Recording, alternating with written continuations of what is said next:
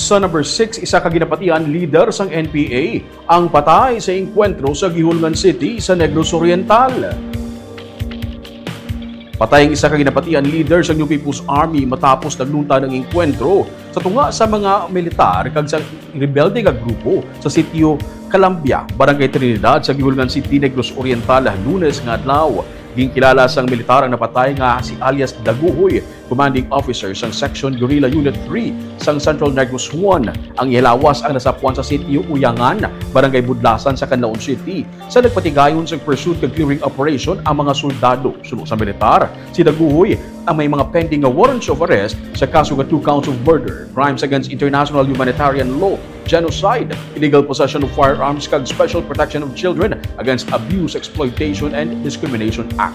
Naglawig sang 5 ka minutos ang pagbayluhan ng isang lupok sang katapos ang 62nd Infantry Battalion kag mga rebelde. Na-recover sa encounter site ang isa ka M16 rifle, 3 ka mga magazine kag mga bala.